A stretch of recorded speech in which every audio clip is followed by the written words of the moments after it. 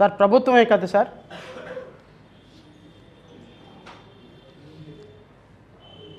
Sir మరి దీన్ని ఏమంటారు సార్? తెలుగుదేశం పార్టీ కార్యకర్తలు కత్తులు రాడ్లు దీంతో ఈ విధంగా ఒక మాజీ మంత్రి ఇంటి మీద తెగబడి ఒక మాజీ ముఖ్యమంత్రిని బోషడికే అన్నటువంటి పట్టాభి నీతిమంతుడు, మాజీ ముఖ్యమంత్రిని ఇష్టం వచ్చినట్టు తిట్టిన పట్టాభి, ఆ వాక్యాలను ఎవరు సమర్థించరు సార్. ఒకవేళ అంబటి రాంబాబు ఆవేశంలో మాట్లాడినా తప్పే, ఎందుకంటే విఘ్నత కలిగినటువంటి ఒక మాజీ మంత్రిగా ఆయన మీద ఒక దాడి చేస్తున్నప్పుడు నేను ఒక మాట చెప్తా. 2024 జూన్లో వచ్చినటువంటి కల్తీ నెయ్యి, మీ ప్రభుత్వంలో వచ్చినట్టు కల్తీ నెయ్యి పరిశీలిస్తే దాంట్లో జంతు కొవ్వులు కలిసినాయి అని వస్తే దాన్ని ప్రచారం చేసి నానా యాగి చేసి సిట్ రిపోర్ట్ వచ్చిన తర్వాత సిబిఐ సుప్రీంకోర్టులో పనిచేసే సిట్ రిపోర్ట్ వచ్చిన తర్వాత కూడా నెయ్యిలో పంది మాంసం ఎద్దు మాంసం కలిసిందని చెప్పి బ్యానర్లు వేసినటువంటి తెలుగుదేశం ప్రభుత్వం ఆ బ్యానర్లు వేసి ఊరు వాడ బ్యానర్లు వేసినటువంటి వ్యక్తుల మీద ఏమి చర్యలు తీసుకున్నారు? ఆ బ్యానర్ తీసేయడానికి ఒక పార్టీ నాయకుడు వెళ్తుంటే ఆయన మీద కత్తులతోటి దాడి చేస్తే ఆవేశంలో ఒక మాట మాట్లాడి ఉండొచ్చు. అలా మాట్లాడటం కూడా తప్పే, అది కూడా చెప్తున్నా. అయితే మీరు ఈ విధంగా చేస్తారా? ఈ విధంగా చంపుతారా? ఈ విధంగా దారుణంగా కోస్తారా? ఈ విధంగా ఇళ్ల మీద పడి కార్లు ఇదులు పగలగొట్టి చంపేటే ప్రయత్నం చేస్తారా? రాజకీయాల్లో సార్ ఈరోజు మీరున్నారు, కళ్ళు మూసుకొని కళ్ళు తెరిసేలోపు 2 సంవత్సరాలు అయిపోయింది, ఇంకా 4 నెలలు పోతే 3వ సంవత్సరంలోకి అడుగు పెడుతున్నాం. రేపు జూన్ పోయిందంటే 3వ సంవత్సరంలోకి వస్తుంది. అలా 2 సంవత్సరాలు కళ్ళు మూసుకుంటే అయిపోతుంది. 29 తర్వాత ఎక్కడికి వెళ్తారు సార్? ఈ సంస్కృతే కనుక రాబోయే ప్రభుత్వానికి వచ్చిందనుకో పరిస్థితి ఏంటి? అసలు కార్యకర్తలు ఇళ్లలో ఉండగలుగుతారా? జిల్లాల్లో ఉండగలుగుతారా? తిరగలుగుతారా? రాష్ట్రంలో ఉండగలుగుతారా? పూర్తి స్థాయిలో రేపొద్దున రాబోయే ప్రభుత్వం కూడా ఈ విధంగా కక్ష కట్టింది అంటే రాష్ట్రంలో ఏ విధమైన శాంతి భద్రతలు ఉంటాయో నాకైతే తెలియదు. కానీ ఇలా ఈ విధంగా రోడ్ల మీద కత్తులు కటార్లు పట్టుకొని తిరిగి ఇంట్ల మీద దాడి చేసే సంస్కృతి చంద్రబాబు నాయుడు గారు మీరు అన్న మాట నేను మళ్ళీ మీకు గుర్తు చేస్తున్నా. It is nothing but a state sponsored terrorism. మీరే అన్నారు ఇంతకుముందు, it's nothing but a state sponsored terrorism. అంటే కార్యకర్తలు మీ ప్రభుత్వం అధికారంలో ఉందని చెప్పి మీ ఇష్టం వచ్చినట్టు కత్తులు గొడ్డలు పట్టుకొని ఒకవేళ ఆయన తిడితే లీగల్గా కేసు బుక్ చేయండి, అరెస్ట్ చేశారు తీసుకెళ్ళండి. ఇప్పుడు నిన్న అంబటి రాంబాబు గారి ఇంటి మీద దాడి చేసిన వ్యక్తులను ఎంతమందిని అరెస్ట్ చేశారు?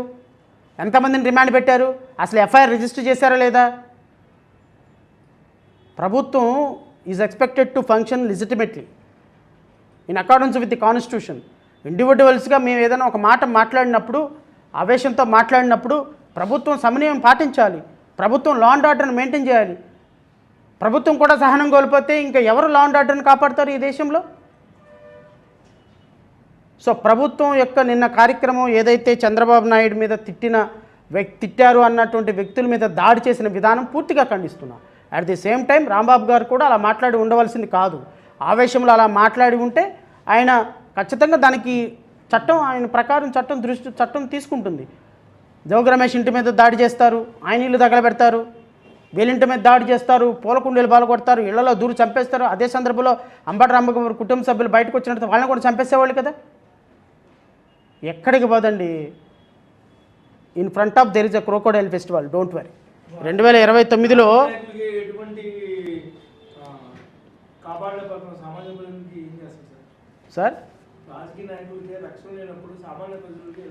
సార్ ఏం లేదు సార్, సామాన్య ప్రజలు లేదు, ఏం లేదు. రేపొద్దున ఈ ప్రభుత్వం ఇప్పుడు ఎలా తయారైంది అంటే ఈ ప్రభుత్వంలో పరిస్థితి ఇప్పుడు కార్యకర్తలు అంటే నాకు ఉన్న ఫీడ్బ్యాక్ ప్రకారం ఈవెన్ రేపొద్దున జగన్మోహన్ రెడ్డి మంత్రులు ఇప్పుడు ఇబ్బంది పడిన రాజకీయ నాయకులు ఎవరు వద్దన్న కార్యకర్తలు వదిలే పరిస్థితి లేదు.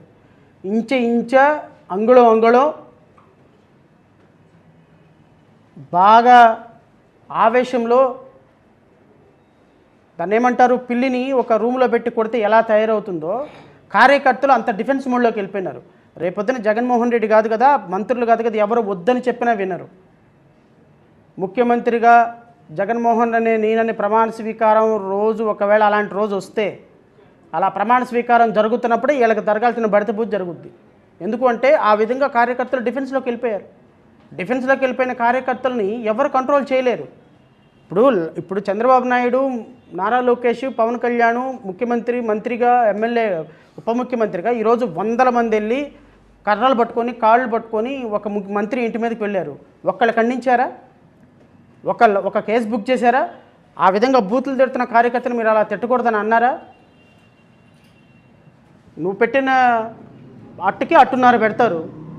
నువ్వు నేర్పిన విద్య కదా నీరజాక్షను. రేపొద్దున 2029 తర్వాత ఎవడు కంట్రోల్ చేసే పరిస్థితి ఉండదు. ఇక ఇది రాష్ట్రాన్ని ఆ దేవుడే కాపాడు. పోలీసులు ప్రేక్షకుల్లాగా నిలబట్టు ఉంటే పోలీసులకు ఉన్న ఆదేశాలండి అవి.